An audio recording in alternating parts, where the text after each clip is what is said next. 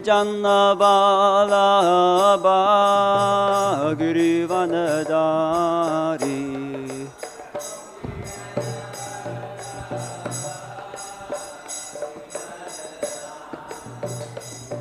Jaya Gopi Janavalabha Girivanadari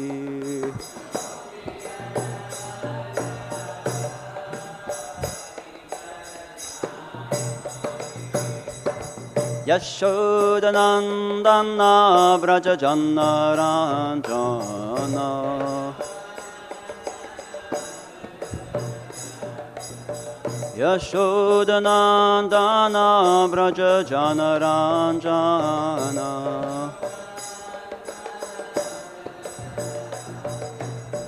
Yamunatira Vanachariyanati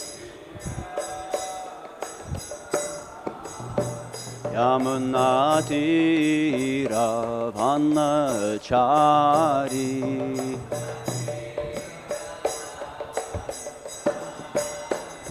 Jaya Radha Madhava Kunja Bihari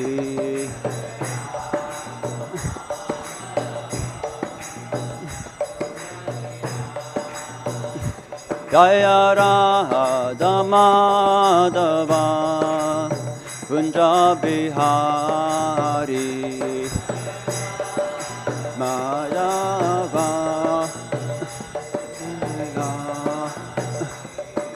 Gopi Janavalabha Girivanadari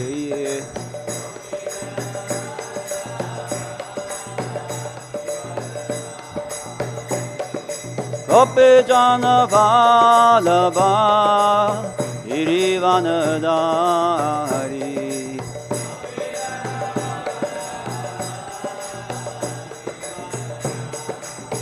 Yashodanandana Braja Janaranjana Yashodanandana Braja Janaranjana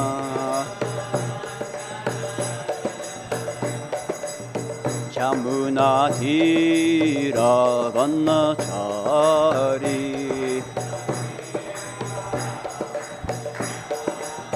Yamunatira Vanachari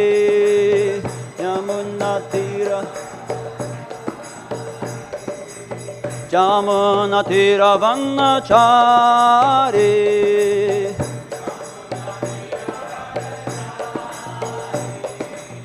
Yamunatira Vanachari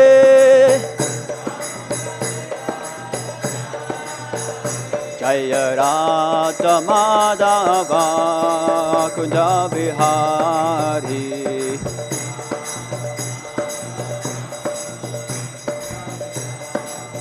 Jaya Radha Madhava Kunja Bihari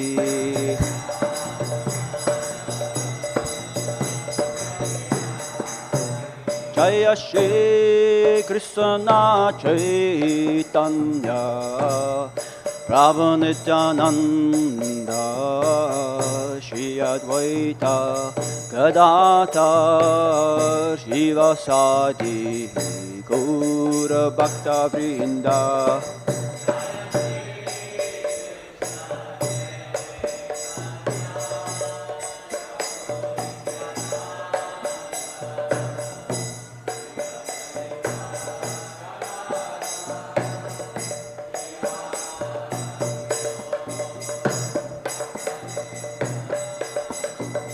Hare Krishna, Krishna Krishna, Hare Hare, Hare Rama,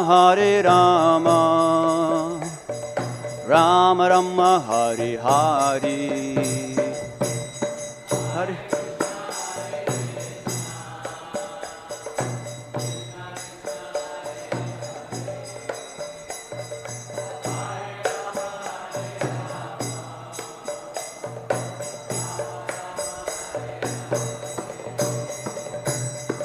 Hare Krishna,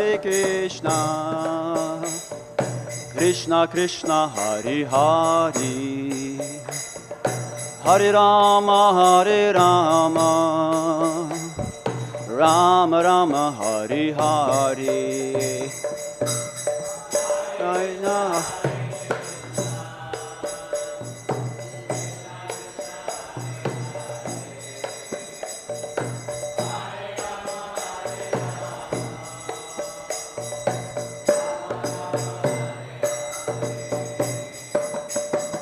Hare Krishna, Krishna Krishna, Hare Hare, Hare Rama, Rama Rama, Hare Hare. Hare Krishna.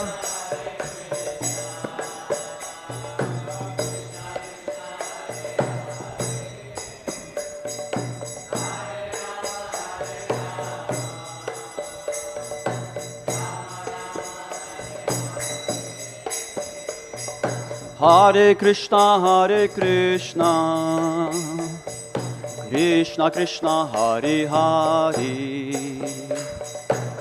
Hare Rama, Rama Rama, Hare Hare.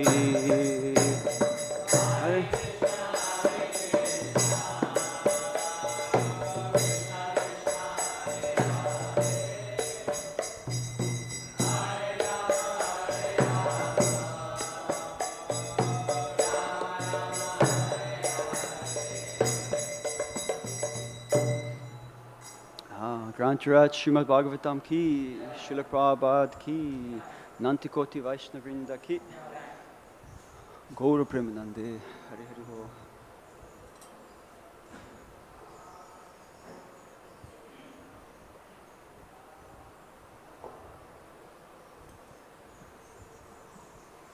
Hare Krishna.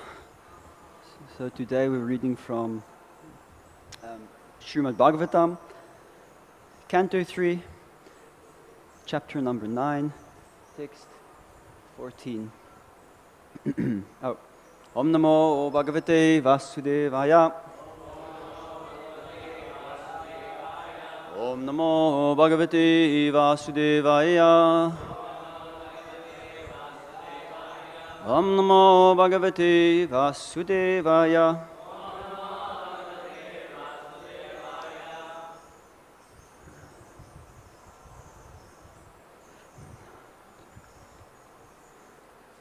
śaśvat svarūpa-mahasaiva nipīta-bheda, mohāya bodha-dhiṣaṇāya namaḥ parasmai, viśvodbhava-sthiti-layeṣu nimitta-līlā,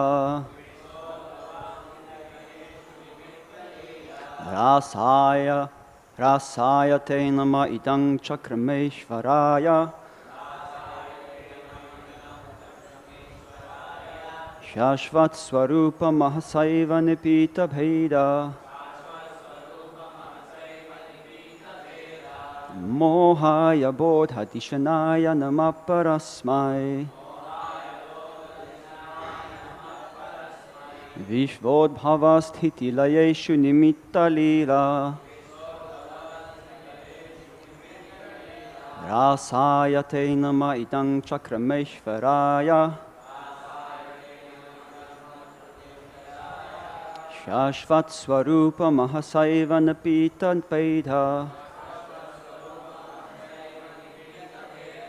mohāya bodha-dhiṣaṇāya namaḥ parasmai, viśvodbhava-sthiti-layeṣu nimitta-līlā, rāsāya te namaḥ idaṁ cakṛmeśvarāya,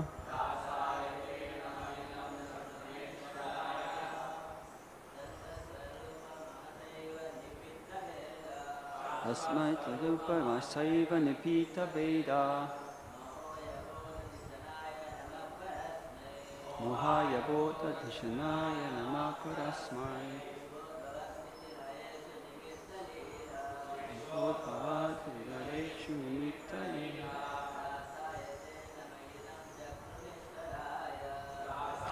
Āsāyate namaḥ idam cakṛmeśvarāya. śaśvat svarūpa-mahasaiva nipīta-bheda.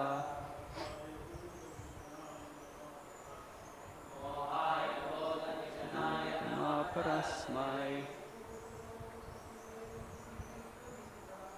bodha-dhiṣaṇāya nimitta-līlā. Āyate namaḥ idam cakṛmeśvarāya.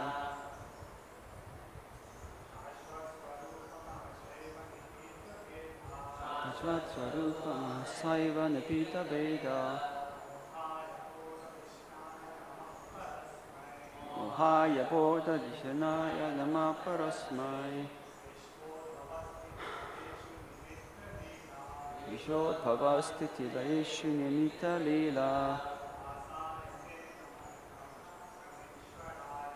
rāsāya te idaṁ namaḥ cakṛmeśvarāya. Mataji's.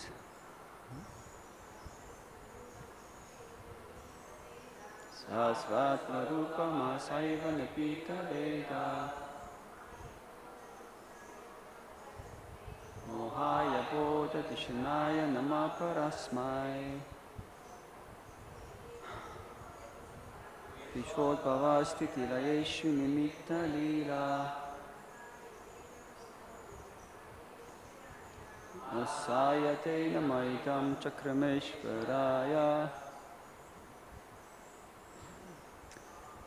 śaśvat, eternally.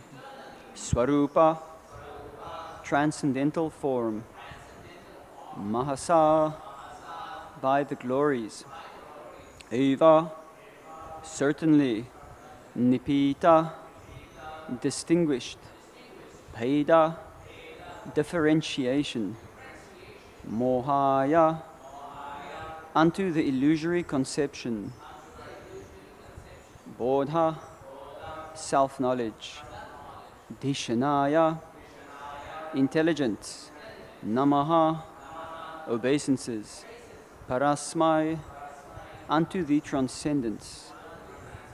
viśva-udbhava, creation of the cosmic manifestation.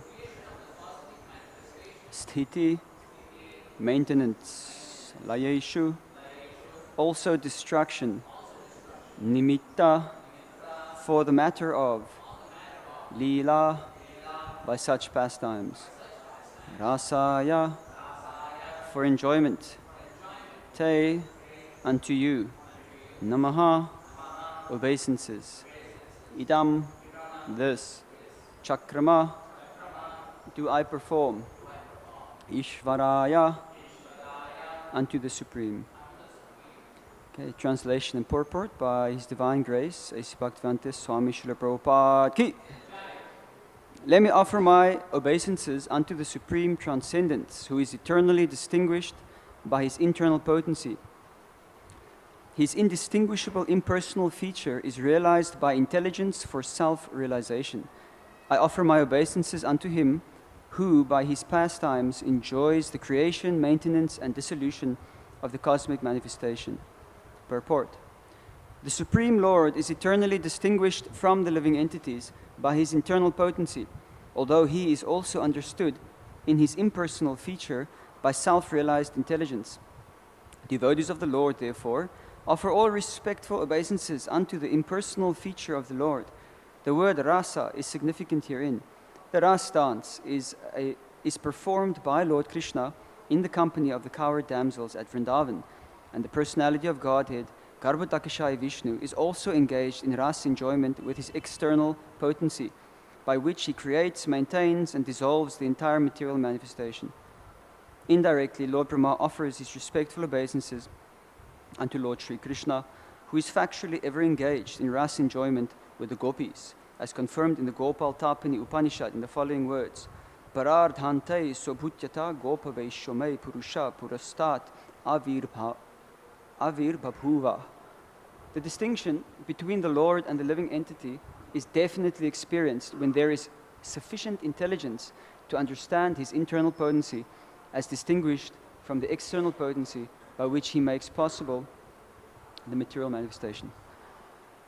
Om Jnana-timirandasya Gyananjala-shalakaya Chakshurunmilitam Yena Tasmai Shri Guruve Namaha Shri Chaitanya Manobhishtang Sthapitang Yena Bhutale Swayang Rupa Gadamayang Dadati Swabadantikam Vandeham Shri Guru Shri Yuta Pada Kamalang Shri Gurun Vaisnavangscha Shri Rupang Sagrajatang Sahagana Raghunatang Vitam Tang Sajivam Satvaitam Savadutam Purijana Saitam Krishna Chaitanya Devam Shri Radha Krishna Padam Sahagana Lalita Shri Vishakan Vitangscha He Krishna Karuna Sindho Dino Bandho Jagatpate Gopisha Gopika Kanta Radha Kanta Namostute Tapta Kanchana Gaurange Radhe Vrindavaneshwari Rishabhanu Sutta Devi Pranamami Hari Priye Vangshakalpa Turubhyascha Kripa Sindubhye Vacha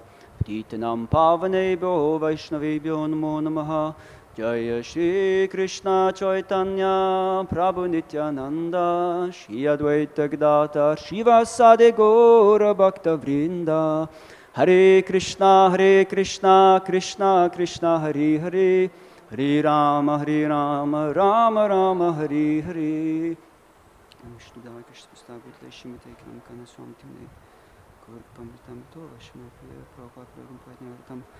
Mukam karoti vachalam pangam lankate kirim kripatam hangande Shri Gurundina Taranam.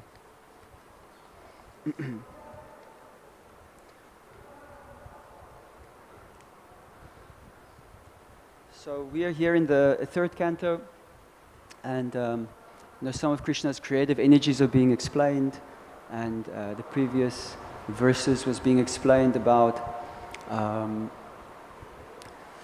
the path that can be taken by conditioned living entities, as opposed, which is opposite to what we are aspiring for.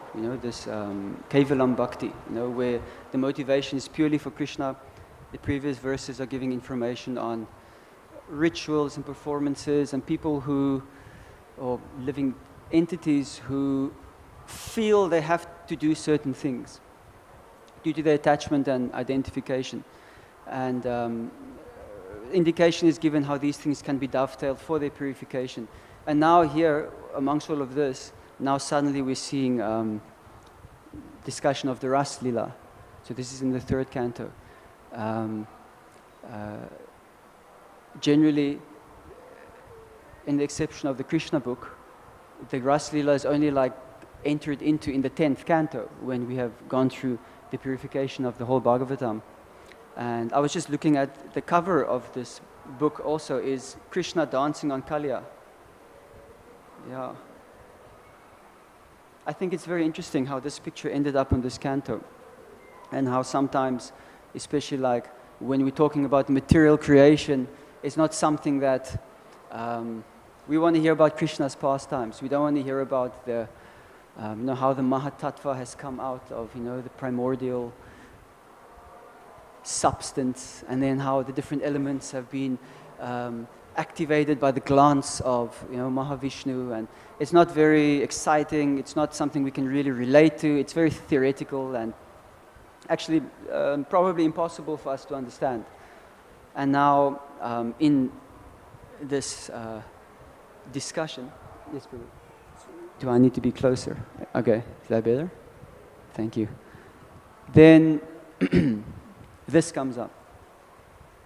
So, and then in the purport, Prabhupada immediately is he starts there, and he brings it all the way down to Garbhodakashaya Vishnu with his ras.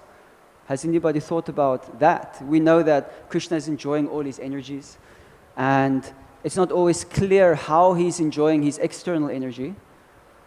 Internal energy is a bit easier for us to understand because we have an enjoying spirit, so we know how we would like to enjoy energy. So there's something we can relate to Krishna in that sense. Now we've got the same, we're made of the same substance as Krishna. So this Sachitananda Vigraha is also, we inherit from him. And also this Anandamoya Sat, the nature of the living entity to want to enjoy, comes from Krishna, because we're part and parcel of Krishna. So we can relate to that. But then when the external energy comes, especially from a conditioned perspective, we're looking at it from the point of duality, which means we're looking at it through the projection of our mind. You know, this is good, this is bad. And then trying to understand, I mean, the good stuff, okay, we can understand more or less how Krishna could be enjoying the good stuff, but how could he be enjoying the bad stuff? All these horrible things which are going on in this world, especially in Kali Yuga, how could he possibly be enjoying murder and rape and genocide? Have you ever thought that?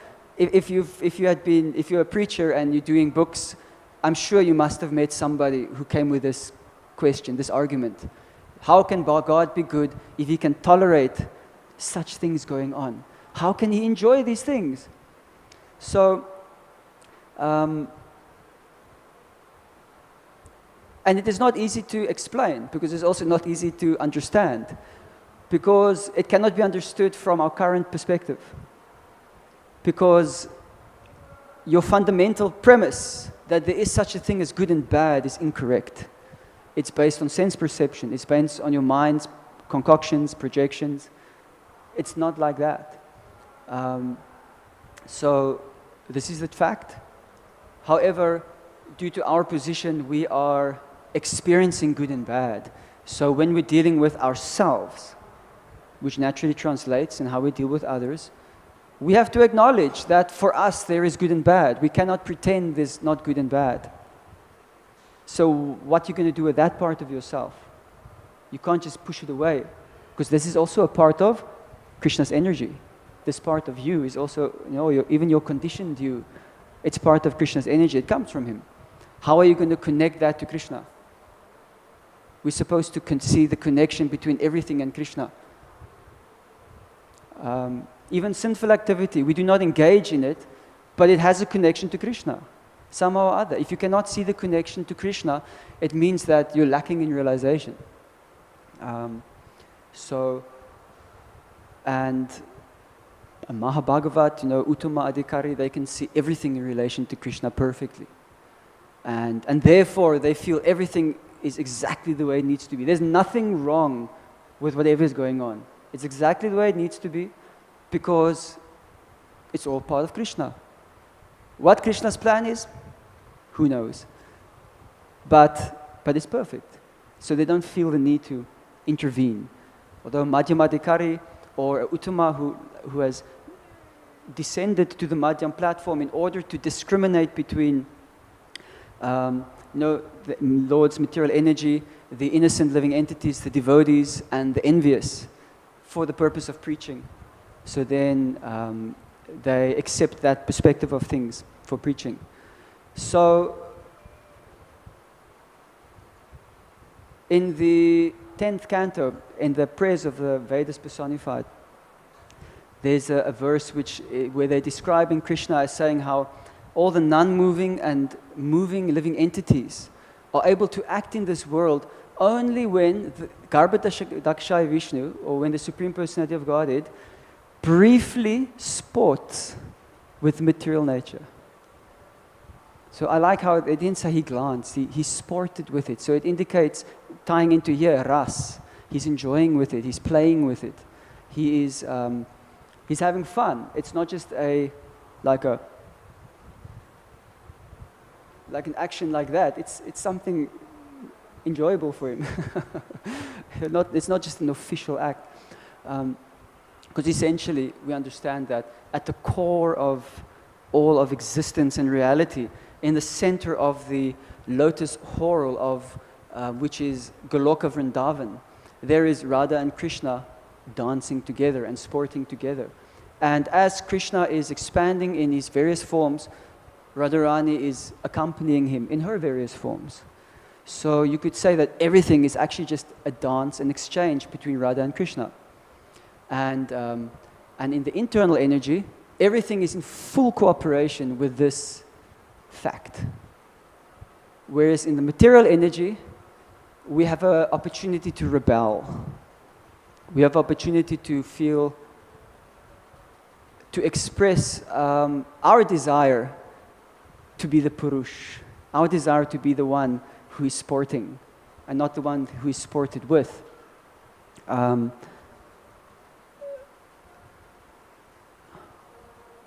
It's like we feel that this is our internal energy. You are all my internal energy, and you are for me to enjoy. This garland is, I'm enjoying my internal energy here. But the problem is that not everybody is cooperating with me. If only you would all cooperate, everything would be going really, really nice. So Ravana felt like that too. Hiranyakashipu felt like that. But they were powerful enough to force the cooperation. He was able to make the fruit trees produce all year round. Can you imagine? Lychees, 12 months a year. Sounds good. Mango season just ended. Mango seasons all year round. What about apples? Apples they import in India. I come from South Africa. There they grow the best apples. How about having apples here in India all year round? It sounds good to me. So the demoniac, they're attempting this. And then they concoct all kinds of atheistic or impersonalist ideas to support this agenda. Because you cannot go against your own reasoning. Like anybody who's in a sound mind and who's got like, sufficient intelligence, if they stand up on the roof, no matter how fed up they're feeling with something, it's actually impossible for them to just throw themselves off the roof because their intelligence and reasoning stops them from doing that. Only when the intelligence is like, and the suffering is so much which suppresses it, then people do things like that. So you cannot act against your intelligence, so you need to make up a belief system which will support the things that you wish to pursue. And basically you can categorize that either as atheism or impersonalism. And Krishna gives them the intelligence to support these things. For example, when we look at the history of modern science, and when I say that, actually I mean European science, because they like to present the history as if the whole world was like them. But it was not. Like when they discovered like Pythagoras, they thought they're very great, but meanwhile, in the Rig Veda, these things have been there for thousands and thousands of years. So anyway, be that as it may, they had, up until the 17th century, the commonly accepted idea of origins of life was what's called abiogenesis, or spontaneous generation, meaning that lifeless matter can produce matter, and they just based it on an observation like, I buy some rice, I'm sure you've experienced this before, and then next week you come in and there's bugs inside. Rice is spoiled, bugs inside. Their conclusion was the rice gave rise to the bugs. They were born from the rice, because this is what they observed.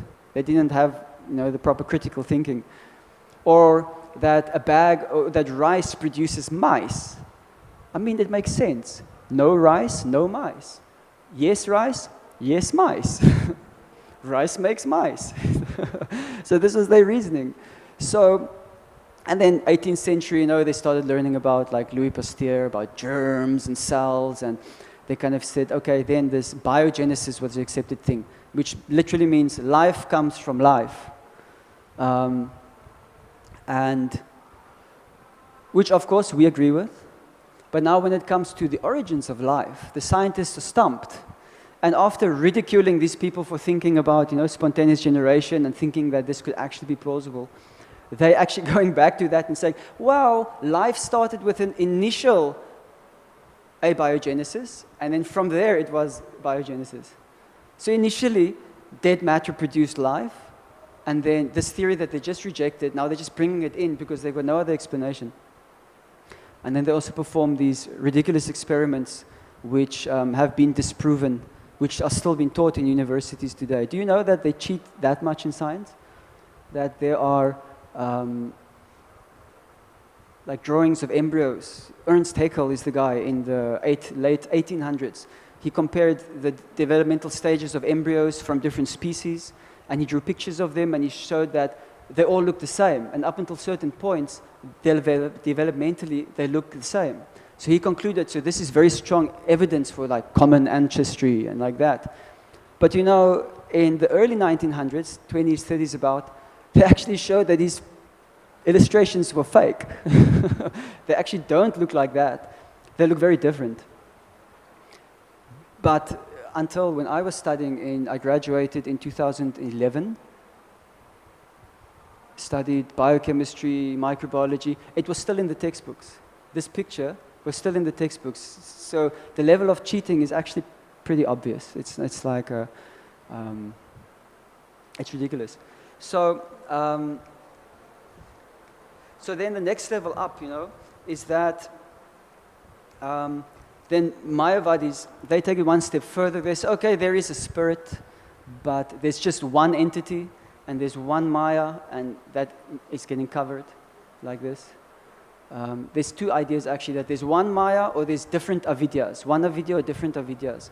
And then Sridhar Swami actually talks about this, and he says that he refutes both of these things, and we should be very good at defeating these arguments, because fundamentally, anybody who you meet on the street, they will subscribe to one of these ideas in one form or another. And we should be able to just point it out. We don't like argue with people, but you just point out inconsistencies by asking questions. I found that's an effective way of doing it. You don't say, no, you're wrong, you should do it like this. It's like, no, what about that? But you know, I'm really trying to understand this thing, but that, I don't understand it, can you explain it to me? And people end up defeating themselves. Yeah. So it's like they say, never interrupt your enemy when he's busy making a mistake. So, Srila Sridhar Swami says, if there is one avidya covering that one entity, and we are just all illusory manifestations of that one entity, that means if one attains liberation, all should attain liberation. So therefore, we cannot accept this theory. And even if there are different avidyas that only cover parts of it, then also there's a problem, because then how do you explain that part of the one can be in illusion and the other part not? And how come the part that's not in illusion can pull the one that is in illusion out? So he rejects this theory. And we know that when Sri Chaitanya Mahaprabhu defeated Prakashananda Sarasvati, actually he said, he admitted, actually we don't believe in the things that we're talking about. He actually says like that. He admits that we don't believe the things we're saying, you know? And now you have defeated us, you've exposed it. So this was always a hard idea for me to understand, like how people could willfully like deceive themselves. It is, yeah.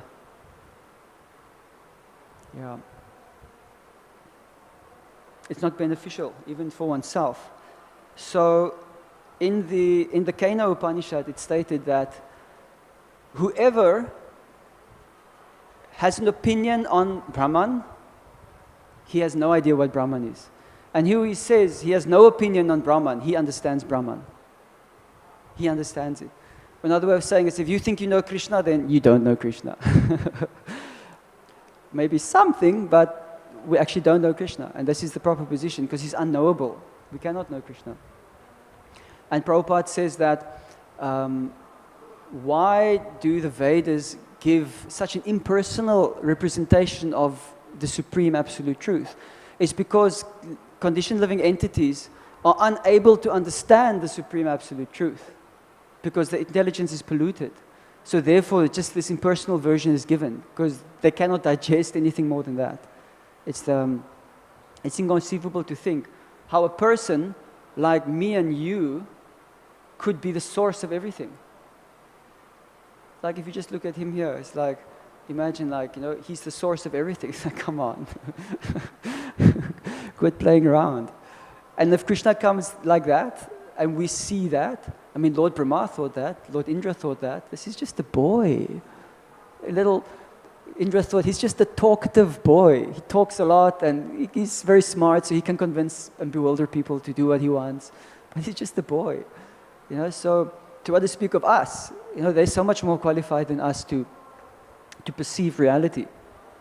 And so sometimes we might, I don't know, laugh or even scold at, how could he do that?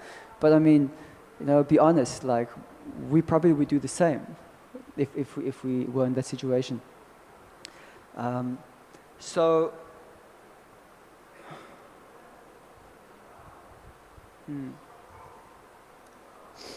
Impersonal.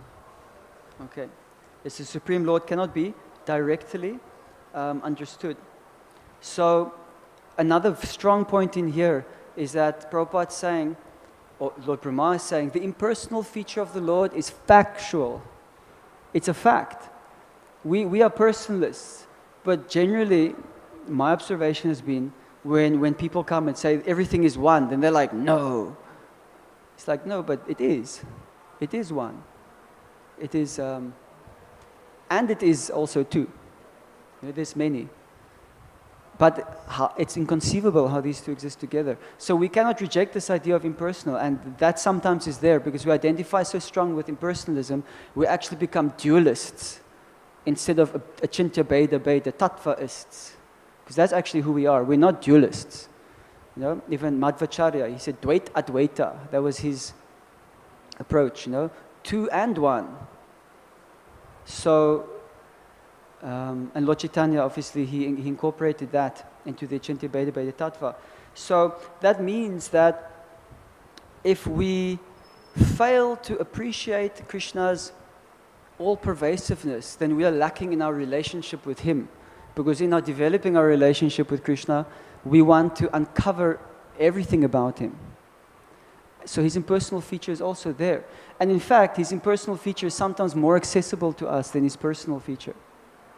Like, there's the hair of the universal feature, the very universal form, the trees, right? When we drink water, rasoham apsu kaunteya, so good. I have some Krishna right now.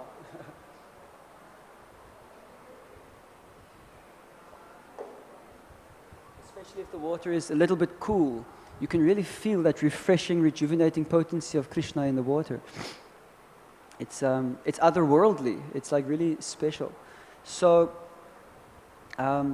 we need to connect to these things too. That is why it is there. Second canto here. These things are being explained because when they're talking about neophytes, materialistic people, that's us. I can speak for myself. That's me. I relate to that. I need these things because I am not spontaneously attracted to Krishna. I'm not spontaneously just like thinking of him all the time and ready just to give everything up just for him. I've got so many plans in my head that I want to do, which sometimes are in conflict with the things Krishna would like me to do. So that's what I am. I'm just a materialistic person, and somehow I'm sitting on the Vyasasa now, talking Bhagavatam to all of you. So, so these things are meant for us to increase our meditation. They increase our meditation, and simply through application of purified intelligence, one can come to Brahman understanding. These three levels, Brahmeti, Paramatmeti, Bhagavaniti, Shabdite, is that these three progressive levels of understanding. So Bhagavan realization includes, the previous two. And so this also translates into, how we treat each other, how we treat the earth. And especially if we want to actually practice devotional service, which is to engage in some exchange with the Lord. There's no question of advancing in bhakti if we are not treating each other sensitively. Even Srila Bhaktivinoda Thakur, he says, we hear about Vaishnava Aparadha a lot, but Bhaktivinoda Thakur talks about Jiva Ninda, about being nasty with other living entities. That means everybody, even the demons. Our tendency is somebody does something wrong, I don't know, let's say a leader, for example, because generally that generates more attention. And you're like, kick the person out, get him out right now, this rotten scum, go away, But what if that person is a devotee? What's he supposed to do now? Who's got compassion for what's going to happen to him now? That's not our process. Okay, maybe take him away from that position, but give him a place where he can continue to exist and get purified and be in the association of devotees. Why be so mean with him? You know, why we should respond in kind. Because sometimes we feel justified like that. So this is important. Because also Krishna's in his heart. There's Paramatma. Krishna's in his heart, you know. So it's like when you see somebody, do you see Krishna in that person? Because you cannot perceive the jiva without seeing it in relation to Krishna. Otherwise, it's just a body. It's just material energy. So another example is, and these things, you know, if we want to enter into Goloka Vrindavan, if we want to enter into the Ras dance with Krishna, as a blade of grass even, you know, there's no question of that if we are not thinking about how to take care of this earth properly, how to take care of this earth for the benefit of others. So things which appear philanthropic, which a lot of times are being criticized, you know, by devotees. You know, this is philanthropic activity, this is just pious activity, it's not bhakti. It's wrong. It's only pious activity if the motivation isn't for Krishna's pleasure. So if you're not thinking about the problem of trash in Mayapur, you know what I'm saying? It's like how much we're going to progress to bhakti, how much closer we're going to get to go into the Ras Leela with Krishna, you know, there's no question. If at least you're not thinking about it and feeling some concern, and it's not everybody's duty to now jump up and go and like do something, you know, but we can support people who are. There are people who Krishna is calling to do that, you know, and this means on all levels. Our level, leaders, we shouldn't wait for them, we should also be proactive. So I'm just giving this as an example, you know, how we deal with each other, how we deal with dead matter. Like how Krishna conscious are we? Prabhupada said you cannot be Krishna conscious if you're not conscious. You have to be conscious first, and then you can be Krishna conscious. And conscious means just being aware of what is happening around you right now. You know, sometimes I'm so unconscious I don't even realize I'm hungry. Or that I'm thirsty. I'm feeling so agitated and think, what's going on? Why am I feeling so frustrated? Oh, I'm thirsty. I should just have some water. That's my level of unconsciousness. So what to speak of what's happening around me, you know, when we see somebody that needs help. So, yeah. So this is important. And so by including these things, which can easily be seen with what is being described here in these chapters, it should motivate us to try and like endeavor in those areas more, because this is more where we are at. We can relate to that. You know, if somebody's feeling pain, I can relate to it because I've experienced pain. And in Mayapur is amazing because there's so many devotees here. Actually, everybody's devotee in some way or another. Like, this is my firm belief. You go in Mayapur, doesn't matter who it is, even, you know, the Muslims walking here, they're meditating on God on some way or other. According to their understanding and concept, some meditation on Krishna is there. How amazing is that? You know, everybody is. Walking there and you just hear one devotee singing so off tune, but beautifully. Because this is his expression. He's just like in this meditation, you know, while he's walking home just from coming from work or something, and you're hearing this out of tune melody being sung with so much love, you know, and it just like really pierces into my heart, and just like, actually pierce is not the right word, enters in, you know. So, yeah, we can appreciate each other like that. Okay, because we don't have to be in Mayapur. There are actually many nicer places to be than Mayapur, right? There are places where you can go where there are lychees almost all year round. You know, there are places you can go where there are no mosquitoes. You can make a long list. But we choose to be here because of the spiritual purification. So that means something.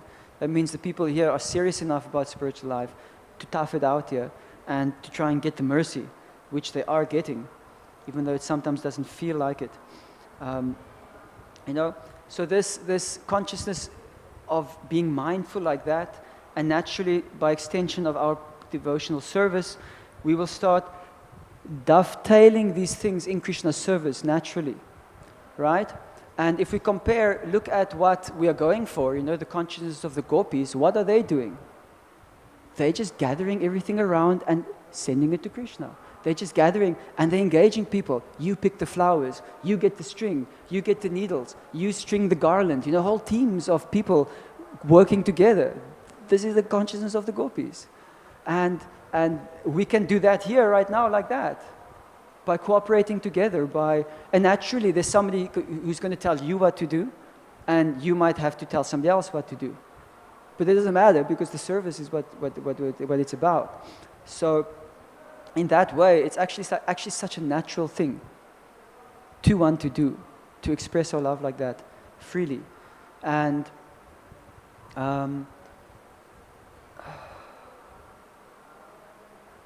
now we're singing, for example, in the morning, we sang Nikunjayoto Ratikeli Sidyai.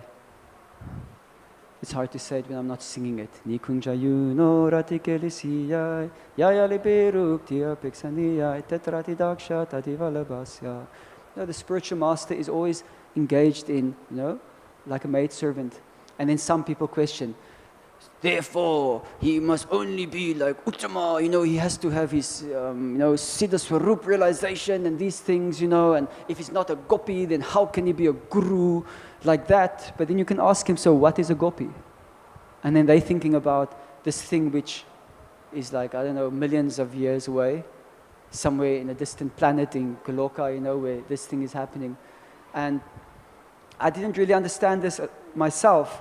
And when in the last days of my spiritual master, His Holiness Kanam Maharaj, when he had a little Giriraj altar, and he would, in the mornings, various devotees, disciples, non-disciples, friends, well-wishers, they would bring all kinds of things for the offering and worship of Giriraj. And he would just put it on the altar. And in one lecture he was saying, everybody says, wow, you're such a good pujari. And he says, no, everybody's just giving me stuff and I just put it there. And then they say, I'm such a good pujari. And then I just realized, that is it. That is what it is. What is he doing? He's inspiring people to mission around Vrindavan at 2 o'clock in the morning. My wife was there at the time and she had a baby. So she woke up at 2 so she could prepare the thing and take it there on time.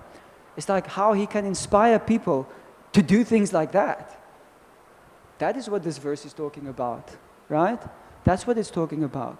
And that's why they're saying when the preacher is the same level as the gopis, because what is he doing? He's trying to bring more things, more jivas to engage in Krishna's service.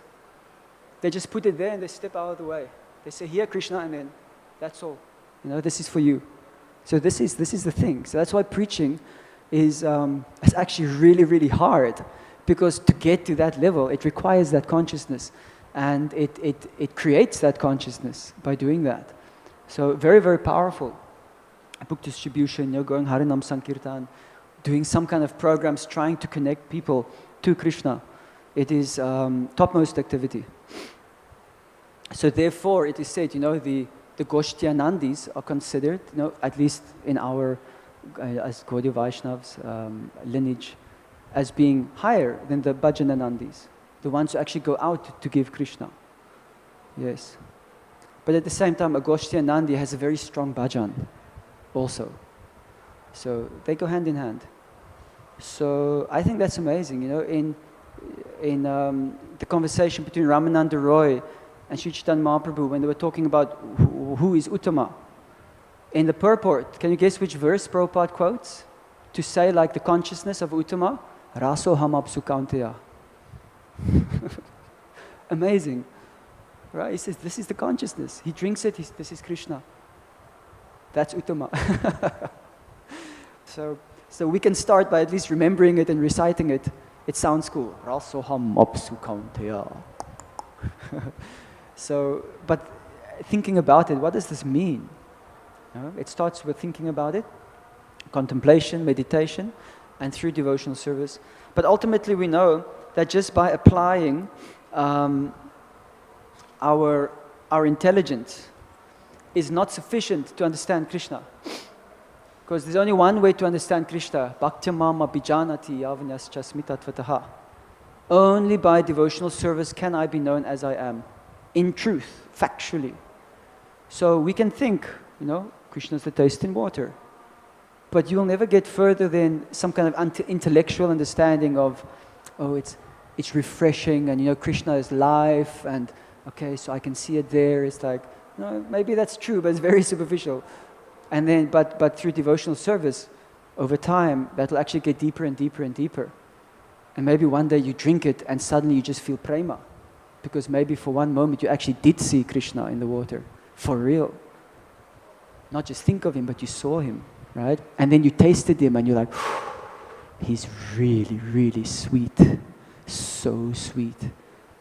I want more. So, this is Prabhupada's setup.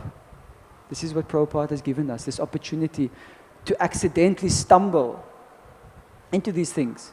We chant the holy names. Maybe one time in our life we'll say one syllable correctly and our life will be perfect. Right? So the more you chant, the more chances are there of somehow saying it correctly. Prabhupada set it up. So in a sense, you can kind of say like accidentally you chanted it right. You just keep trying and trying and trying and trying and trying and trying and trying. Oh, you got it. Try, okay, now you got it, now you lost it. Try. Oh, you got it again. And then you start getting it more and more and more. And then you start losing it less and less. And then you get to the point where you always remember Krishna and you never forget him. And this is the essence of all religious principles. Is to always remember Krishna, never forget him. And anything which doesn't support this principle can be rejected. Can be rejected because, yeah, what's the point? If it doesn't help me remember Krishna and help me to not forget him. Okay, Hare Krishna. Any comments or questions from Undavadi, please?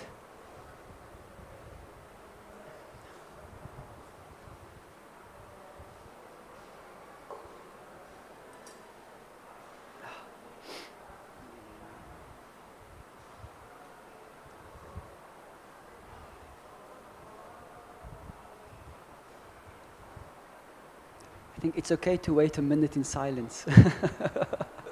It's happened before that there's a long silence and then suddenly someone, okay, yeah.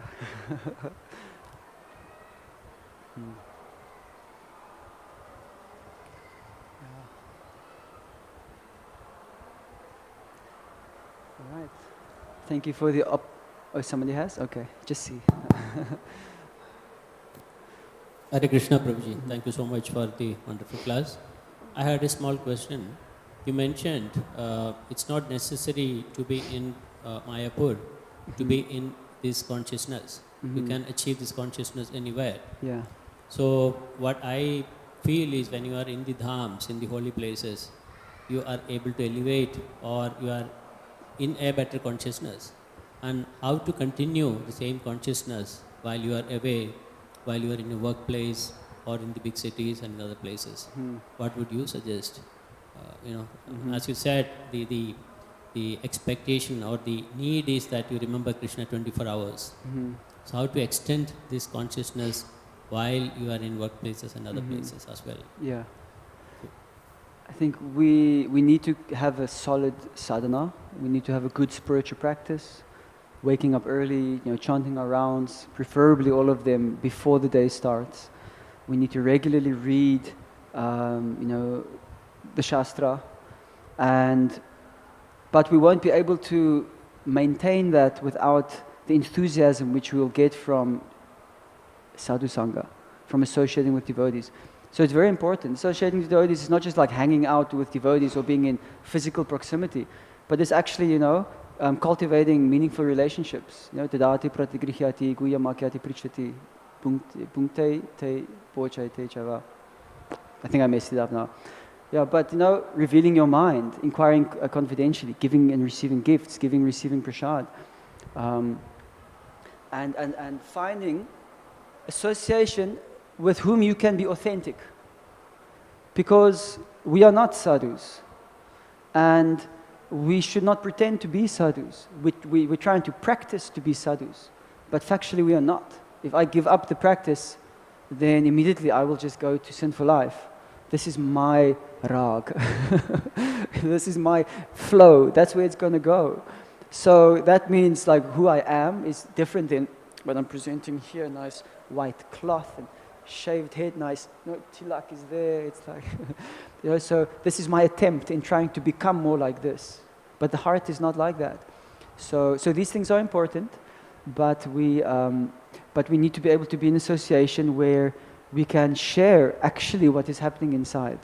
What desires are really there, what sinful activity is there, in association that won't judge it, and that will actually just say, it's okay. I'm like that too. You're not the only one. So I thought everybody's a devotee except me, It's, it makes it more human, makes it more real, so that we don't have to, we cannot maintain falseness for very long. It's going to come out in the wash eventually. It all comes out in the wash. So we need association where you can bring it out. We don't normalize it, but at the same time we discharge it. That big charge it has, gets removed, and it makes it easier for the person to deal with the anartha. And now he's got somebody to talk to. Your weakness is your secret. But if you've shared that with somebody in confidence, immediately you feel such a weight of relief. And then you stand a better chance of getting over it. So association, good strong sadhana. And I would say, regularly reading of the scriptures is important, because my spiritual master used to say, if you don't regularly study the Bhagavatam, then spiritual life, he guarantees, will become very dry. It will become dry.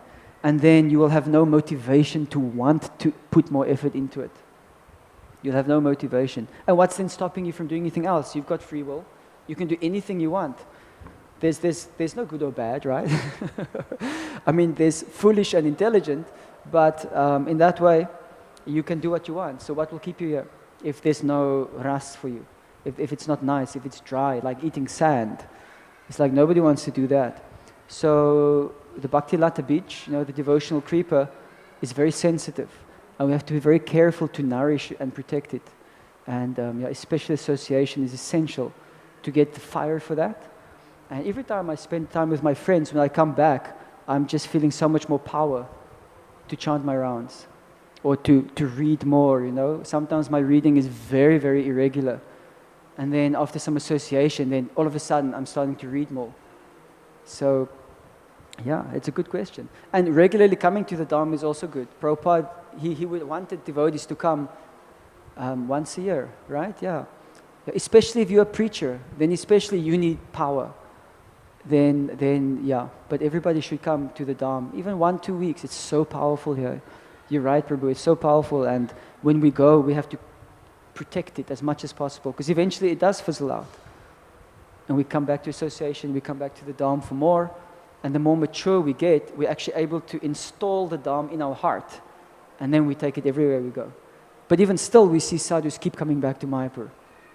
So, yeah, there's that as well. Yeah, thanks. It's a nice question. Yeah.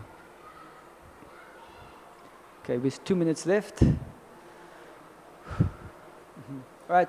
Grantrat Srimad Bhagavatam ki, Srila Prabhupada ki, Nitai Gaur Premanande.